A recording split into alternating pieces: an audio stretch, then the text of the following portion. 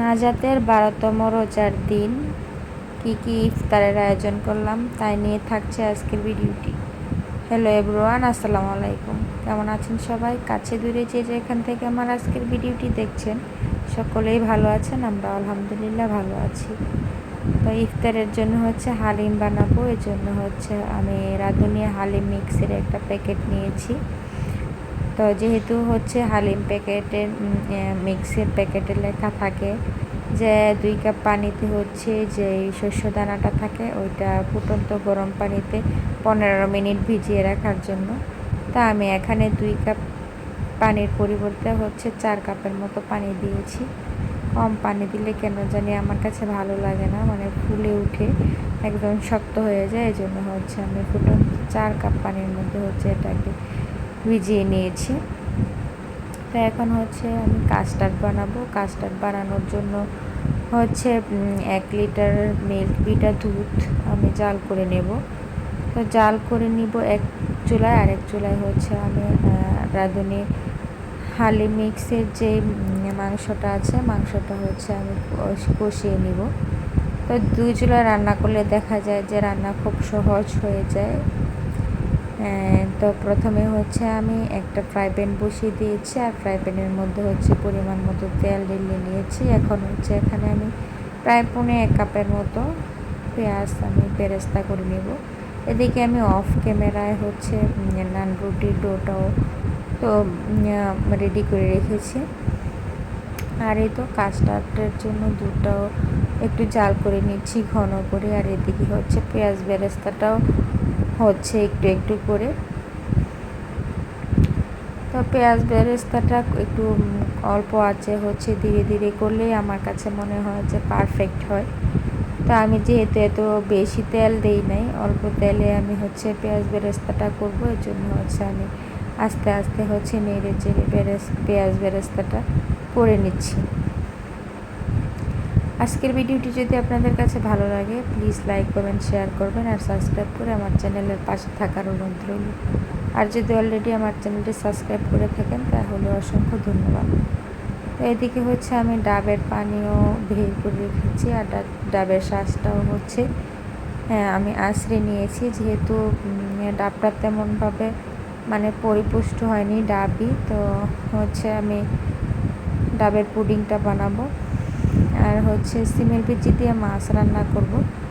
এদিকে শস্য দানাটাও ভিজতেছে, আর এই তো আমার পেঁয়াজ বেরেস্তাটাও প্রায় হয়ে যাচ্ছে। এখন আমি কিছু পেঁয়াজ বেরেস্তা এখান থেকে উঠিয়ে রাখবো পরবর্তীতে সার্ভ করার জন্য। তো এই তো পেঁয়াজ বেরেস্তাটা আমি প্রায় 3 ভাগে উঠিয়ে রেখেছি। তো এখন গরুর মাংসটা দিয়ে দিচ্ছি। গরুর মাংসটা আমি আগে থেকে ভালো করে ধুয়ে তারপর ছোট ছোট টুকরা করে কেটে নিয়েছি। এখন এই তো মশলাটা দিয়ে দিব, আর পরিমাণ মতো লবণ দিয়ে দিব। পরিমাণ মতো লবণ আর এই মশলাটা দিয়ে তারপর ভালো করে আমি নেড়ে চেড়ে মশলার সাথে মিক্সড করে নিচ্ছি। ভালো করে নেড়ে চেড়ে মিক্সড করা হয়ে গেছে। এখন আমি সামান্য একটু পানি দিয়ে কষানোর জন্য বসিয়ে দিব। আর এই চুলায় আমি কাস্টার্ডের দুধটা ঘন করে জাল করা হয়ে গিয়েছে। এখন আমি চিনি দিয়ে দিলাম পরিমাণ মতো। যে যার স্বাদ অনুযায়ী চিনিটা এখানে ইউজ করবেন। আমরা সব কিছুতেই মিষ্টিটা একটু বেশিই খাই। আমাদের ঘরের সবাই মিষ্টি খুব পছন্দ করে, মিষ্টি জাতীয় খাবারই সবাই খুব পছন্দ করে। আর আমি এখানে 1 লিটার দুধে প্রায় 4 টেবিল চামচের মতো কাস্টার্ড পাউডার দিয়ে দুধ দিয়ে গুলিয়ে নিয়েছি। এখন আমি আস্তে আস্তে কাস্টার্ড পাউডারের মিশ্রণটা ঢেলে নেড়ে চেড়ে নেব। প্রথমে আমি একটু নেড়ে চেড়ে দিয়েছি, তারপর বাকিটুকু দিয়ে দিব। নাড়াচাড়া করতে হবে বেশি করে, যাতে করে দলা পাকিয়ে না যায়। প্রথমে আমি একটু দিলাম, এখন বাকিটুকুও দিয়ে দিলাম। অনবরত নাড়তে হবে দুধটা, নয়তো দলা হয়ে যাওয়ার সম্ভাবনা থাকবে। তো তো অনবরত নাড়তে থাকবো যতক্ষণ পর্যন্ত মিশ্রণটা একদম ঘন না হয়ে আসছে, ততক্ষণ পর্যন্ত ধৈর্য নিয়ে তারপর হচ্ছে নাড়াচাড়া করতে হবে। একদমই অধৈর্য হওয়া চলবে না। ধৈর্য ধরে নাড়াচাড়া করতে করতে একটা পর্যায়ে হচ্ছে মিশ্রণটা ঘন হয়ে আসবে। এই তো মিশ্রণটা ঘন হয়ে আসছে। এখন হচ্ছে চুলা থেকে নামিয়ে নেব।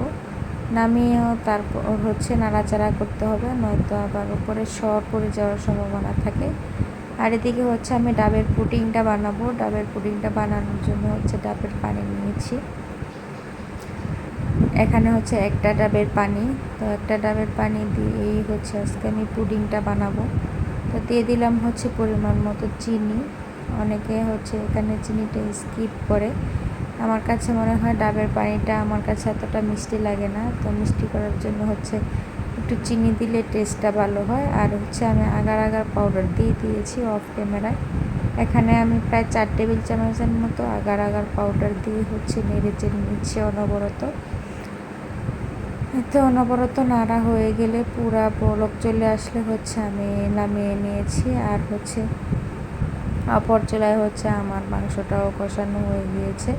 এখন হচ্ছে আমি আগে থেকে ভিজিয়ে রাখা যে ডালের শস্য দানাটা হচ্ছে আমি দিয়ে দেব।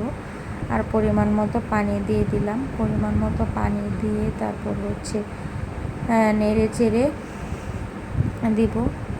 আর ডাকনা দিয়ে ডেকে দিব। ডাকনা দিয়ে ডেকে দিয়েও কিছুক্ষণ পর পর উঠিয়ে হচ্ছে আমি নেড়ে চেড়ে দিয়েছি। এদিকে হচ্ছে তো কাস্টার্ডের মিশ্রণটা একটু পরপর হচ্ছে আমি এটাকে নেড়ে দিচ্ছি যাতে উপরে সর না পড়ে যায়। এদিকে হচ্ছে হালিমটাও হয়ে যাচ্ছে প্রায় দিকে।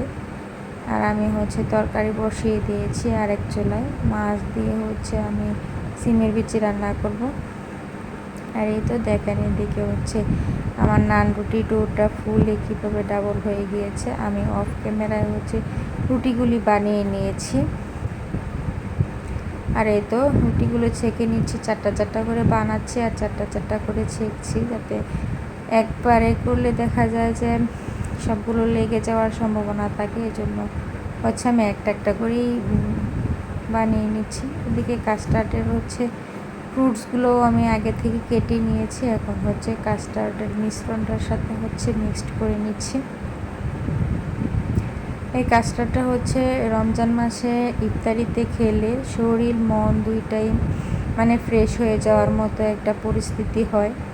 আমার কাছে তো পার্সোনালি এই কাস্টার্ডটা খুব ভালো লাগে। আমার বাচ্চাদের কাছেও এই কাস্টার্ডটা খুব ভালো লাগে। এই তো ডাবের পুডিং, কাস্টার্ড আর হচ্ছে হালিম আর নান রুটি। আর আমার ছেলে হচ্ছে আজকে ট্যাং বানিয়েছে। তো এই নিয়ে হচ্ছে আজকে আমাদের ইফতারের আয়োজন। তো আজকের ভিডিওটি এই পর্যন্তই। সবাই ভালো থাকবেন, সুস্থ থাকবেন এই কামনা করে আজকে এখানে বিদায় নিচ্ছি। আল্লাহ হাফেজ।